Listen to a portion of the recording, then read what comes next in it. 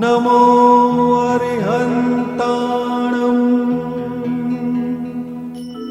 नमो सिद्धाणं नमो आयर्याणं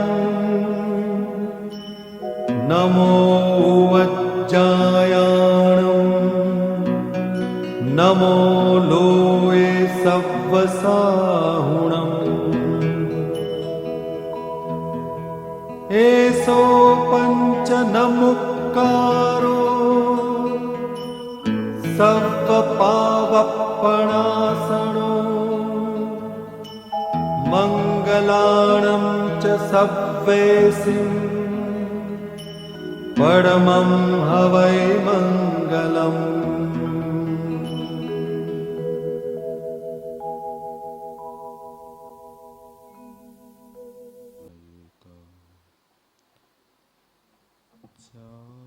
चारित्रार्णवं वीरा मोक्षमार्गोपदेशका नमः श्रीवर्धमानाय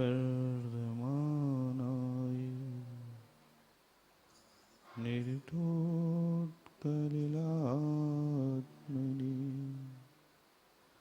सालोकानां त्रिलोकानां यद्विद्यादर्पणायते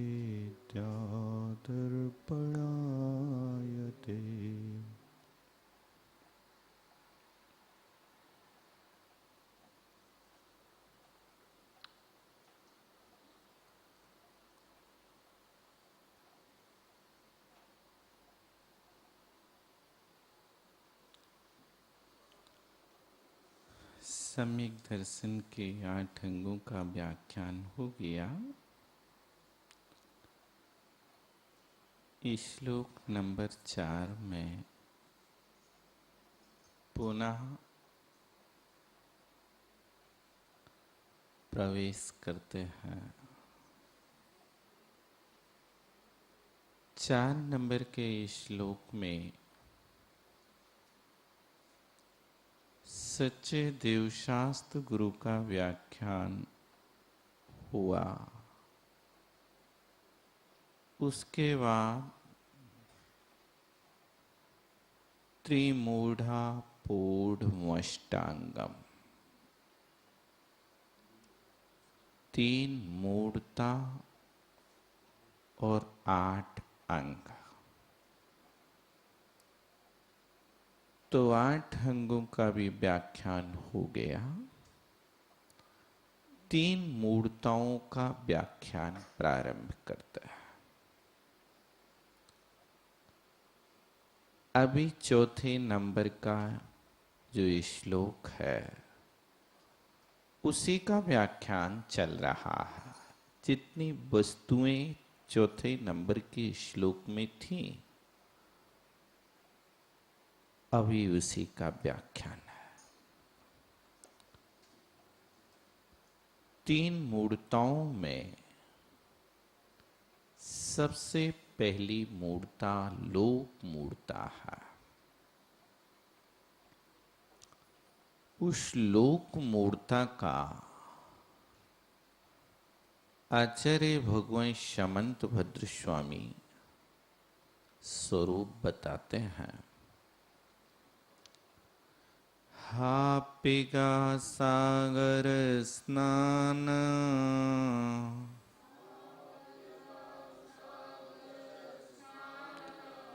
मुच्चा सिकतास्मिनाम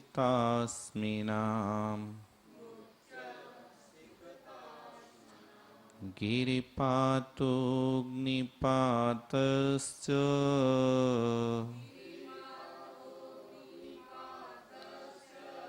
लोकमूढ़ं निगद्यते। आपिगा सागर स्नान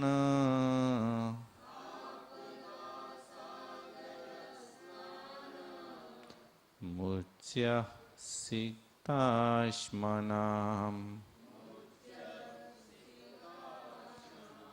गिरिपातोऽग्निपातश्च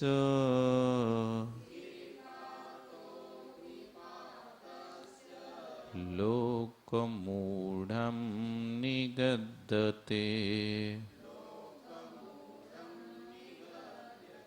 आप लोग पढ़ेंगे एक बार।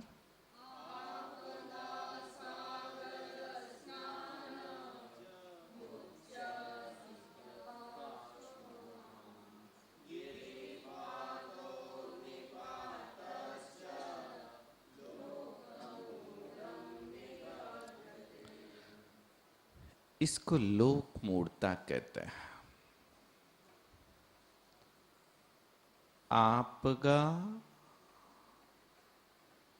सागर स्नान।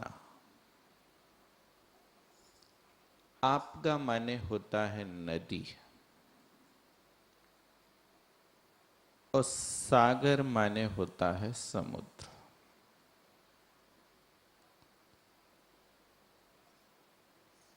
तो लोग मानते हैं कि नदी में स्नान करने से पाप कट जाते हैं। आप लोग भी मानते हैं सर? नदी में स्नान करो पाप कट जाएंगे। लोग जाते हैं गंगा स्नान करने जाते हैं, कोई गंगोत्री जाते हैं, बहुत से लोग जाते हैं।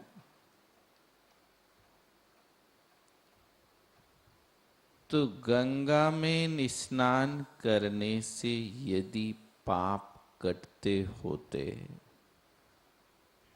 तो गंगा में रहने वाली मछलियां तो सब मोक्ष जाती होंगी फिर, है ना? जितने भी जीव जंतु गंगा में होंगे सबको मोक्ष मिलेगा। और लोग जिंदा में तो नहाते ही हैं। व्यक्ति मर जाए वो दाह संस्कार के बाद जो राख होती ना उसको भी ले जाते गंगा में स्नान कर।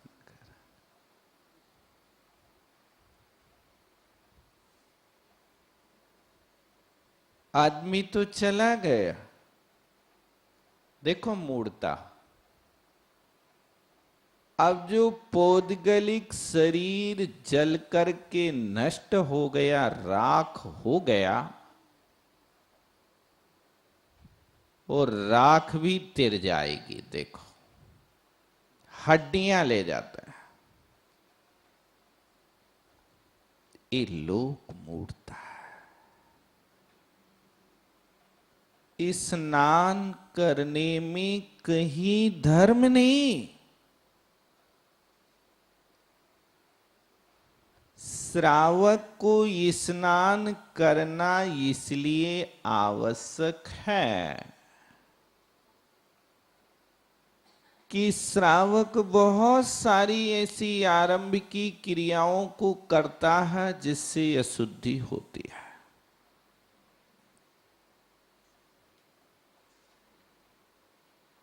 जब मुनि दीक्षा लेते हैं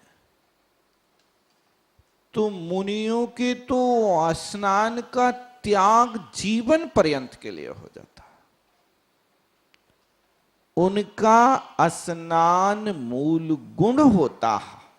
मुनियों का 28 मूल गुण है ना। उन्हें 28 मूल गुणों में एक मूल गुण स्नान व्रत है। सारे जीवन भर स्नान नहीं करते। यदि स्नान करने से तिरते होते तो सारे संत फिर तो नदिया ही में डूबे रहते, उनको कोई काम ही नहीं रहता।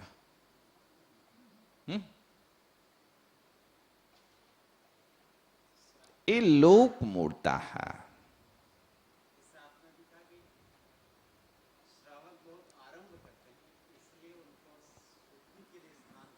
बराबर।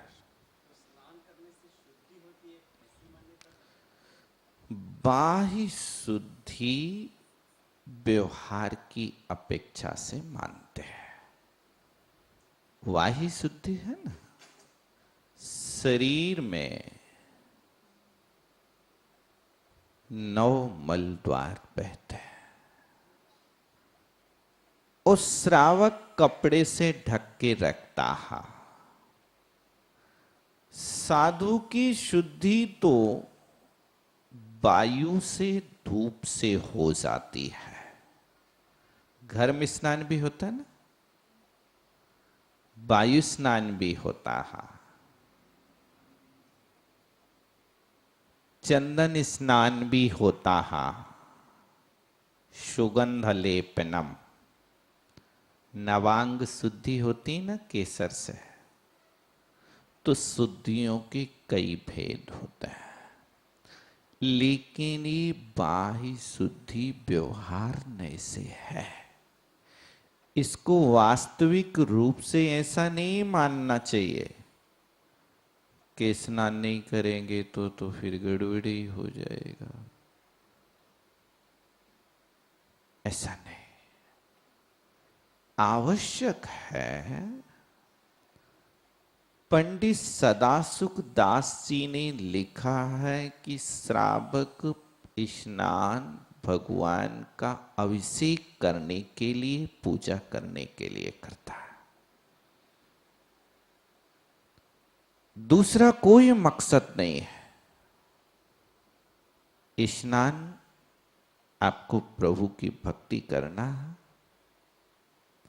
गृहस्थी में रहते हैं, रात्रि संबंधी आरंभ होता है, भोगो भोग के बिस्तर होते हैं। वो अशुद्धि होने के कारण श्रावक को स्नान करना हो जाता है। लेकिन कुछ चीजें तो ऐसी हैं कि जो स्वभाव से शुद्ध होती हैं। एक श्लोक का था,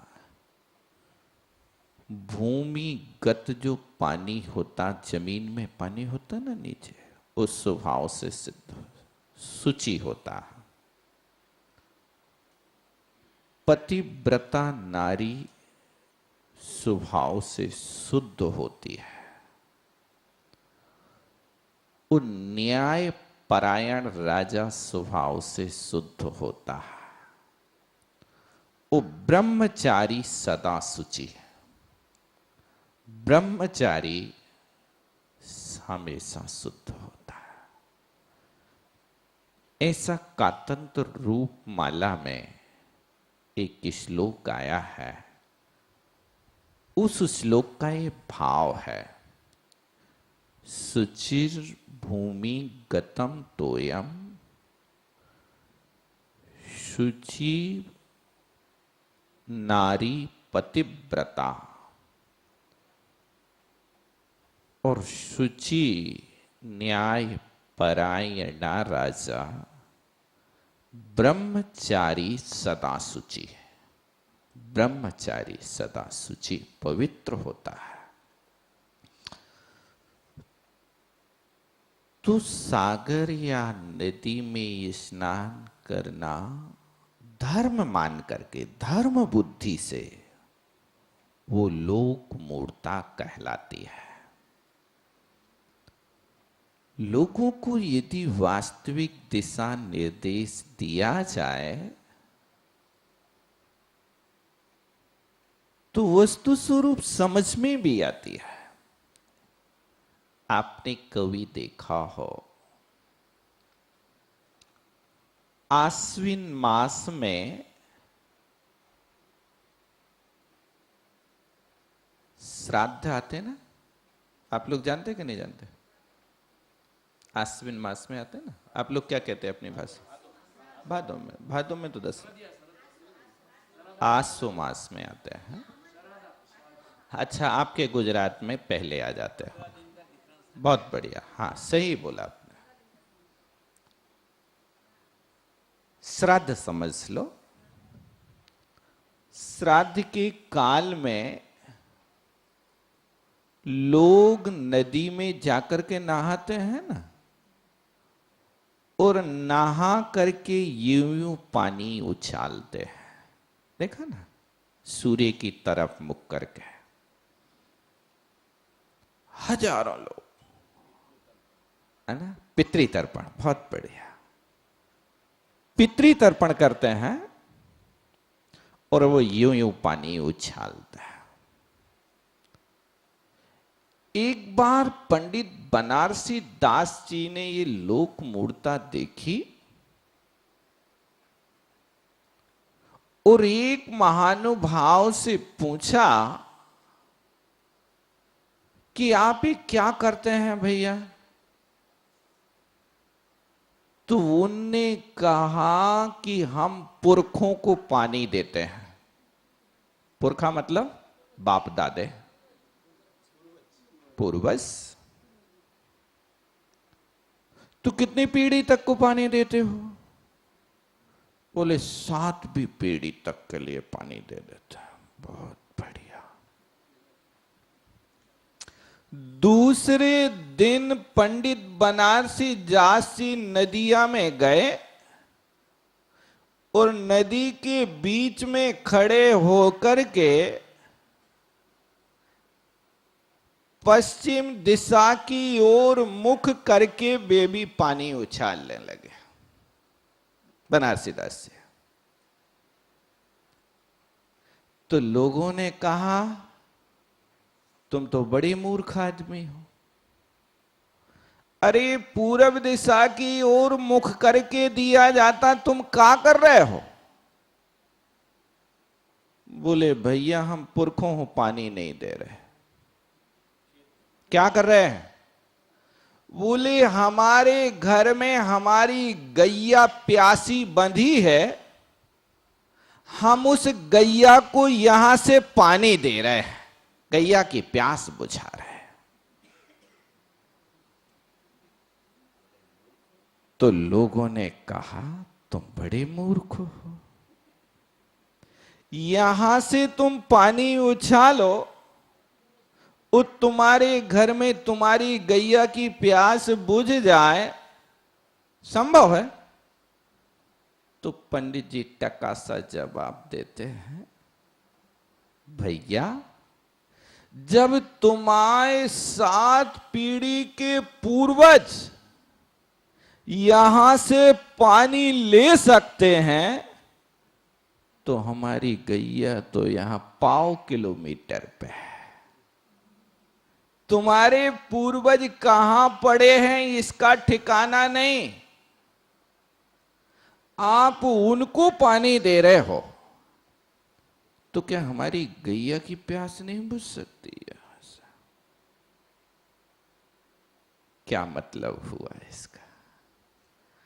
अभिप्राय ये है कि व्यक्ति को युक्ति पूर्ण कोई कार्य करके बताओ तो अकल ठिकाने आ जाती है। बात समझ में आ गई? ओह, बहुत बड़ी अज्ञानता में बहुत दिनों से करता आ रहा हूं। कहां तो आगम में ये उल्लेख है कि जीव जब ये शरीर को छोड़ता है तो 3 समय के पहले पहले अपना नियम से कोई ना कोई जन्म स्थान बना ही लेता है। तीसरे समय का तो उल्लंघन करते ही नहीं है। और कहां आप सालों सालों की बात करते हो, तुम उस जीव को पहचानते भी नहीं हो कौन सी पर्याय में गया है। यदि तुम्हारे पिताजी मर करके तुम्हारे घर में बकरी पैदा हो जाए, और उस बकरी को जाति स्मरण हो जाए कि ये मेरा ही तो मकान है, और वो सोचने लगे कि मैंने तो ये द्रव्य कमा के रखा है, मैंने ही तो ये मकान बनाया है, मेरा सारा का सारा द्रव्य है। अब वो बकरी अपना मान करके यदि उस घर में एक मुट्ठी गेहूं के दाने खाने के लिए चली जाए तो उसके बेटे खिलाएंगे कि नहीं खिलाएंगे? तो लकड़ी मारेंगे। क्यों? पिताई का तो जीव है, लेकिन पिता का संबंध तो हमारा उस शरीर तक था, पिता की आत्मा से कोई संबंध नहीं था। पिता की आत्मा यदि बकरी बन करके हमारे घर में आई है और वो हमारे एक मुट्ठी गेहूं को खाएगी तो डंडे खाना पड़ेंगे उसको। उसको पत्ती तो खिला सकते हैं लेकिन हम दूध नहीं पिला सकते। जब इतना निकट संबंध भी हम नहीं पालते हैं और तुम साथ साथ भव की बात सोच रहे हो, ये कितनी बड़ी अज्ञानता है। ये नदी और सागर में स्नान करना, स्नान करके धर्म मानना, ये सब लोक मूढ़ता के अंतर्गत आता है। और फिर उसके बाद उच्चया, उच्चय माने होता है ढेर। किसका ढेर लगाना? सिकता आस्म नाम।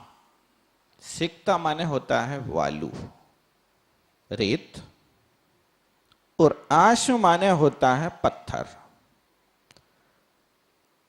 पत्थर का और धूली का ढेर लगाना, ढेर लगा करके धर्म मानना,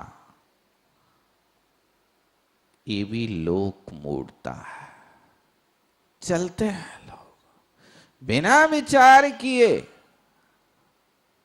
कैसी कैसी मान्यताएं बन जाती हैं। वेद व्यास जी एक दिन गंगा स्नान करने गए,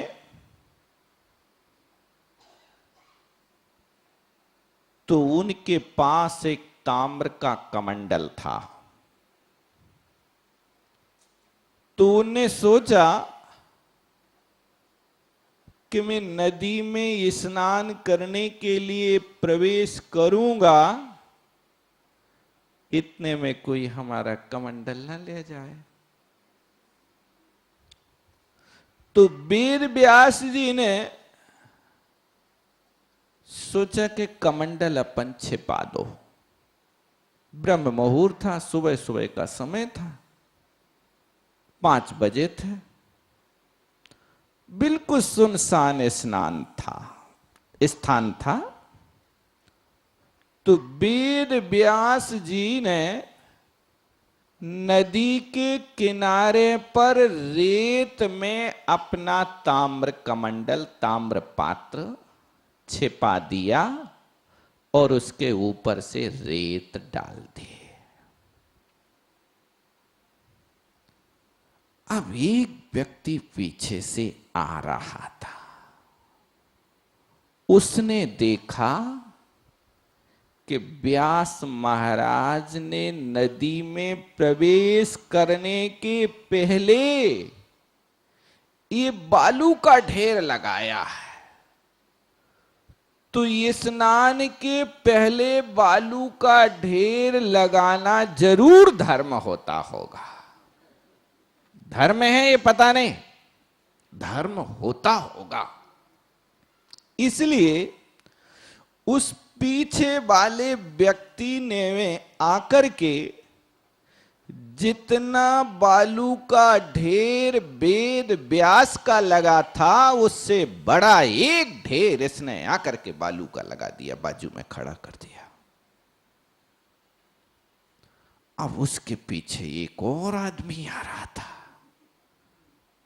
उसने भी सोचा ये धर्म है, स्नान करने के पहले ढेर लगाना पड़ता है। भैया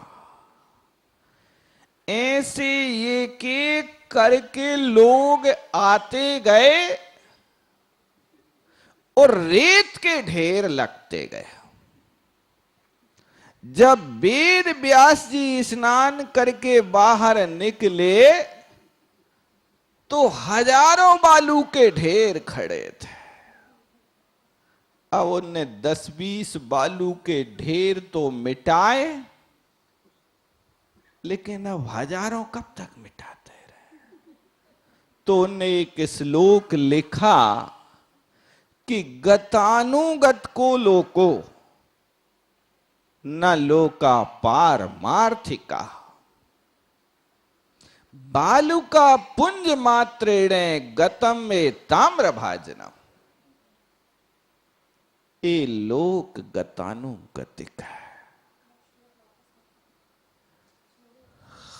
लोक गतानुगत को लोकः न लोकः पारमार्थिका। वालु का पुंज मात्रेण बालू का पुंज मात्रेण गतम में ताम्र भाजनम। ये लोक गतानुगतिक है, पारमार्थिका ना। ये पारमार्थिक नहीं है। सच्चे झूठे का कोई विचार नहीं करता। क्या सच्चा है और क्या झूठा है, किसी ने विचार नहीं किया कि ये ढेर लगाया क्यों जा रहा। पूछ तो लो एक बार। नहीं, महाराज ने लगाया ना, अर्थ पूछ लेते। जानना तो चाहिए। किसी के यहां जाओ और कोई नई चीज मिले तो अर्थ तो जानो, नहीं तो व्यवस्था गड़बड़ ना हो जाए, आपकी भाषा हम नहीं समझे। आपके यहां आए और पहले दिन आप लोगों ने यूं हाथ हिलाया अंत में, तो हम तो समझे कि भैया आपको हमारी भाषा और हमारा स्वाध्याय समझ में नहीं आया। सब एक साथ मना कर रहे कि अब किसको। ये मैंने समझ लिया, लेकिन सुबह जाकर के पूछा भैया से या दीदी से, तो कहा ये ताली के स्थान पर एक हाथ से समर्थन है हमारा। बात जानो तो। जानने में क्या बुराई बताओ, जानने का थोड़ी पैसा लग रहा है। बात समझ में आ गई। इसी तरह बालू का ढेर लगा क्यों, हमें तो कोई पता नहीं। यदि लगता है तो पहले उसका औचित्य क्या है, इसको समझने का प्रयास करो। और हुआ है ना तो लोका पारमार्थिका, पारमार्थिक नहीं है, गतानुगत। पीछे पीछे देख करके हमेशा काम करते जाता है। वालू का पुंज मात्रेण, मैंने तो अपना कमंडल बालू के ढेर में छिपाया था। लोग ये नहीं समझे और पीछे से ढेर लगाना प्रारंभ कर दिया। लोग तो धर्म मान रहे हैं, लेकिन मेरा तो कमंडल चला गया, मेरा तो ताम्र का पात्र चला गया। ये हुआ करता है, ये भी लोक मूढ़ता है, लोक के विषय में मूढ़ता। जो वस्तु आपके आगम से सम्मत नहीं होती है उसके विषय में पूछिए, इसका अर्थ क्या है। हम उस अर्थ को नहीं समझते, तो या तो हम वहां के उस कार्य को संशोधन करा सकते हैं, अथवा उनसे हम नई चीज सीख सकते हैं।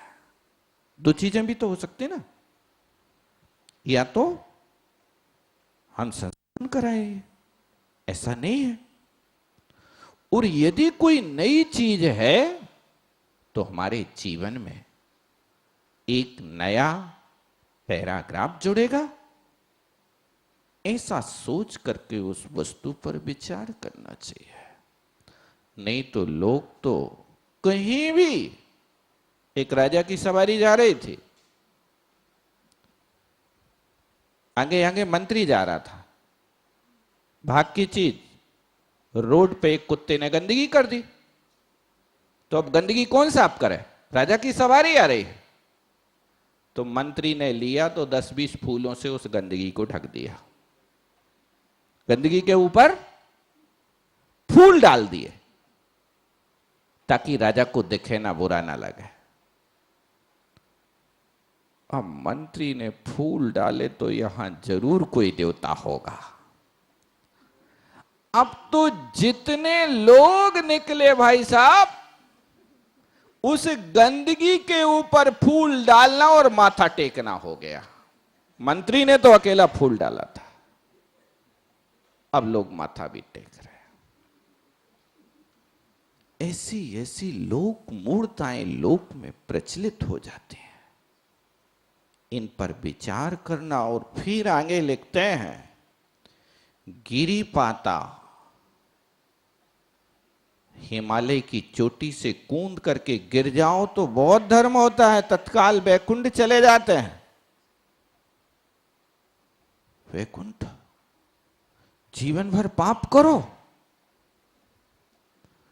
कभी एक पैसा का दान ना करो, जीवन में एक बार भी कभी भगवान का नाम ना लो,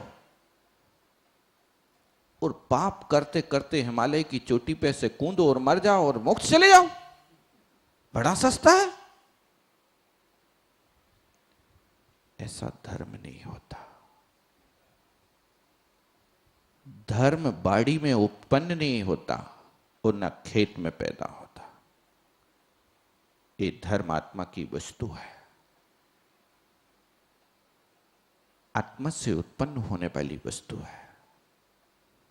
लोग थोड़ा करते हैं और ज्यादा चाहते हैं, पाप करते हैं और पाप करके पुण्य का फल चाहते हैं। करते पाप है, वो फल किसका चाहते हो, पुण्य का चाहते हो। संभव है भैया,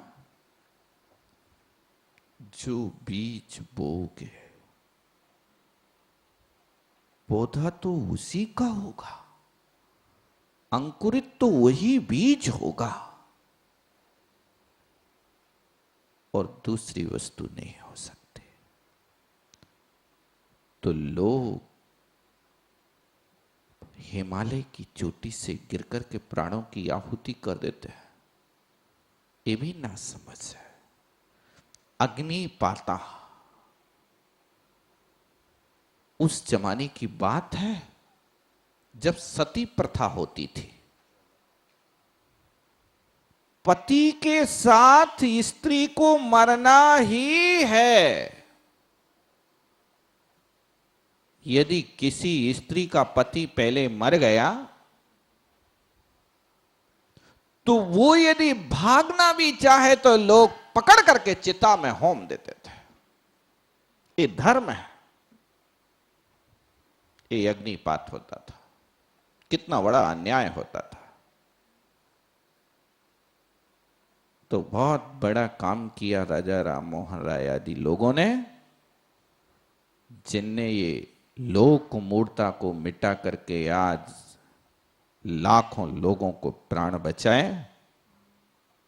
नहीं तो बेचारी ऐसी लाखों अबलाएं मौत के घाट उतर जाते हैं और उतरी हैं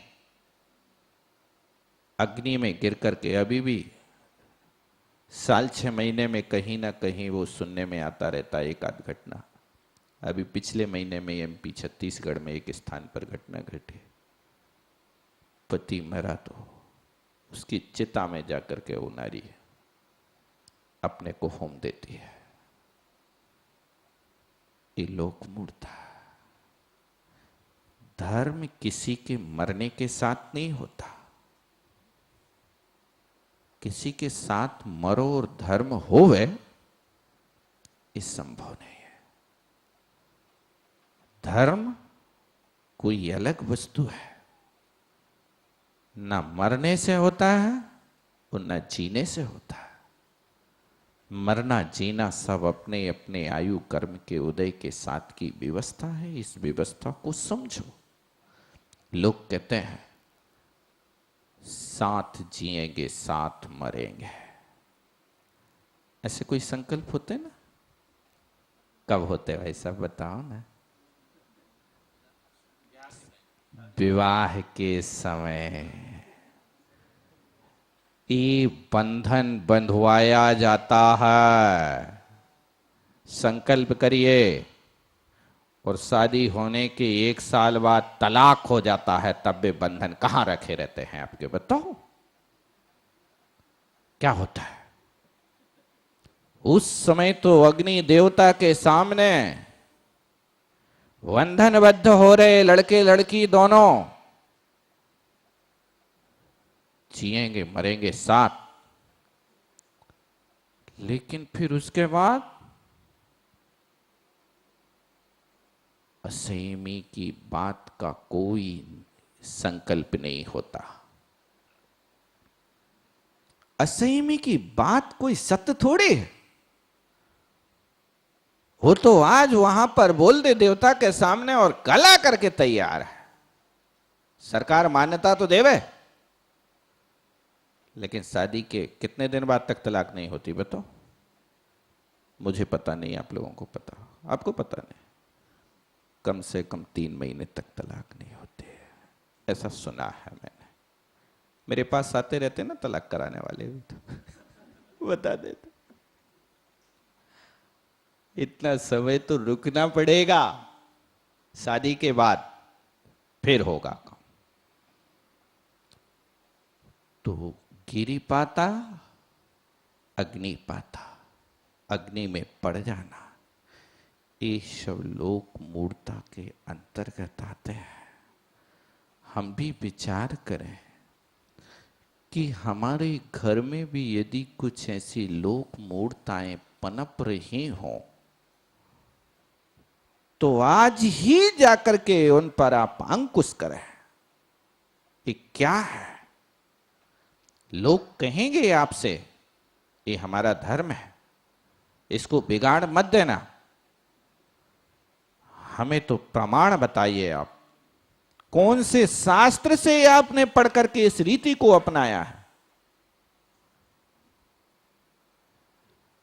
कौन से गुरु के पास जाकर के आपने इस धर्म को अपनाया है? यदि गुरु प्रामाणिक है, शास्त्र प्रामाणिक है, तो आप स्वीकार कर लेना।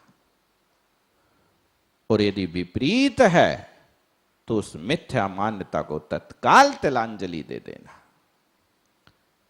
इस तरह ये लोक मूढ़ता और भी बहुत ऐसी कई चीजें हैं जो इसके अंदर आती हैं।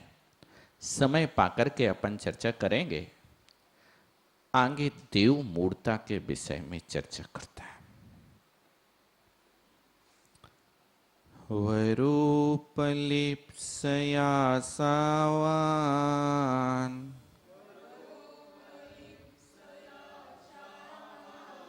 रागद्वेषविवर्जितः रागद्वेषमलीमसाः देवता यदुपासीत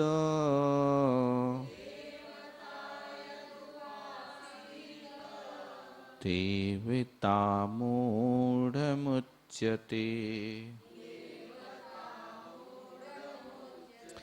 वरोपलिप्स्यासावान्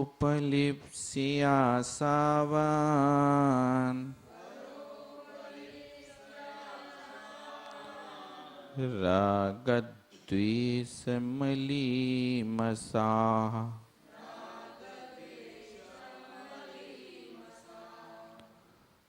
देवता यदुपासीत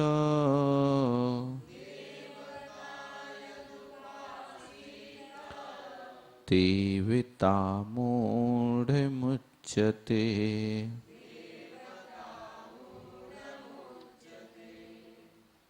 मलीमसाः विसर्ग का उच्चारण करना, विसर्ग रखा ना पुस्तक में, विसर्ग का उच्चारण करना मलीमसाः। और वरोपलिप्स्यासावान्, बान नहीं, बान और वान इन दोनों में अंतर है। वान, वा का उच्चारण करना, बा का नहीं। बा में और वा में अंतर है उच्चारण में। आप लोग पढ़ेंगे एक बार।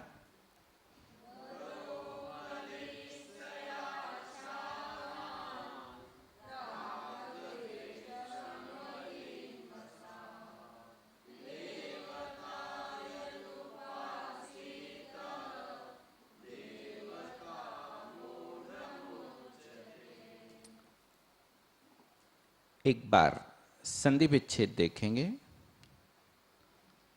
बर उपलिप्सया, आशावान,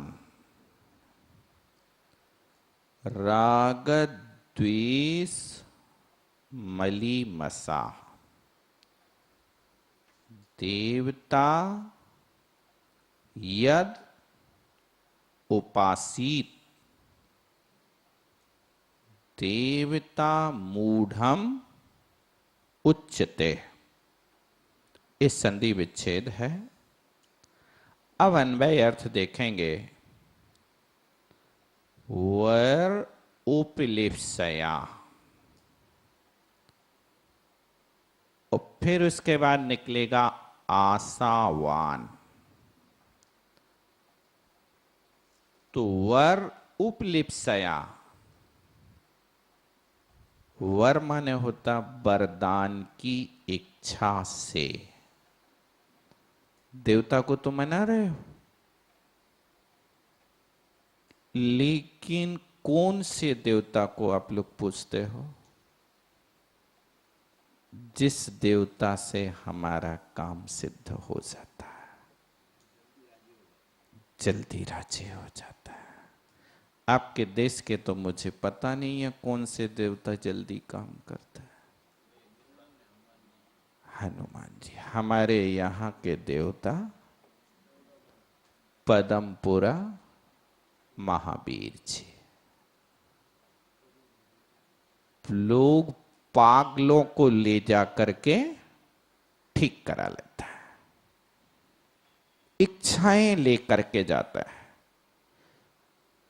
वीतराग देवता की उपासना का कोई लक्ष्य नहीं, लेकिन मेरे कार्य की सिद्धि हो जाए इसलिए देवता की उपासना करता है। और आज की दुनिया इतनी दुखी है कि कोई चमत्कारी बाबा का पता लग जाए कि वे चमत्कारी बाबा आए हैं या वहां चमत्कारी बाबा हैं, फिर तो आप देखो भैया लाइन लग जाती है। आज की दुनिया चमत्कार को नमस्कार करती है, वही माला फेरती है, वही विधान करती है, दूसरी जगह नहीं। क्योंकि आज का व्यक्ति बड़ा स्वार्थी है। हमारी जहां स्वार्थ पूर्ति होती है, हम वहां जाकर के उस देवता को मनाने लगता है। ये देवता मूढ़ता है, सुनो, सम्यक दर्शन का दोष है।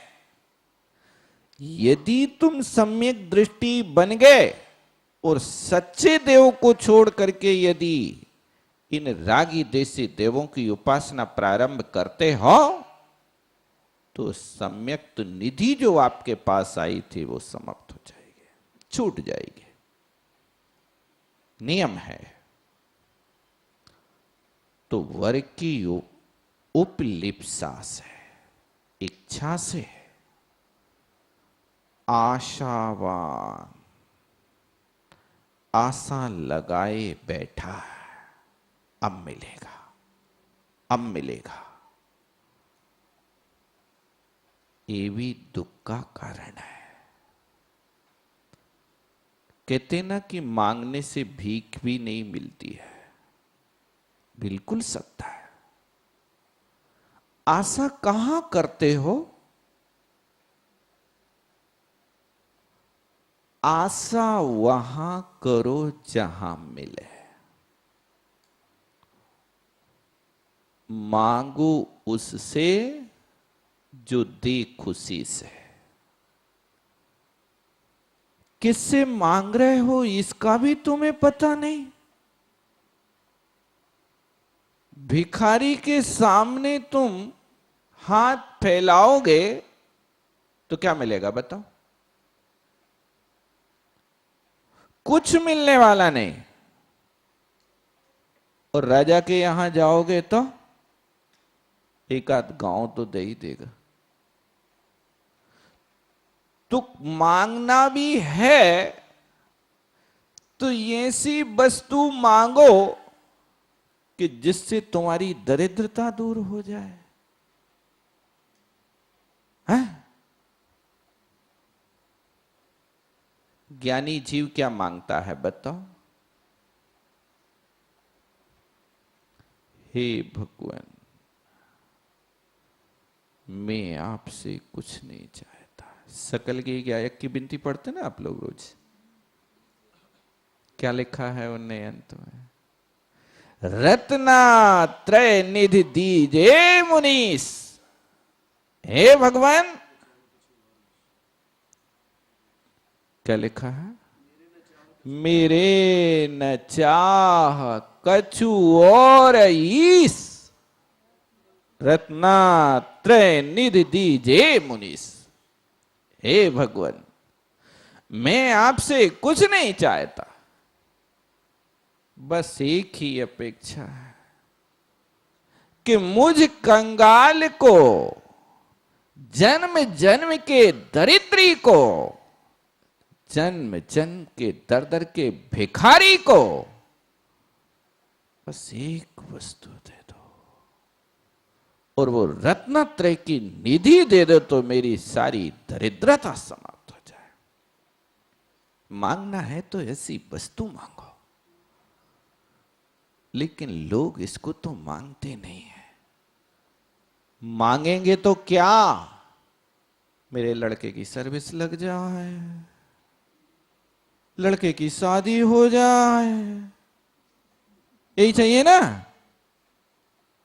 मेरा लड़का परीक्षा में पास हो जाए। अरे वाह बेले, क्या कमाल करता है।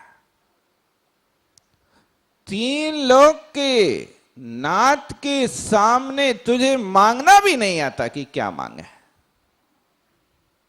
व्यक्ति को देख करके भी तो मांगना प्रारंभ करो। कहीं भी कुछ मांगने बैठ जाते हैं।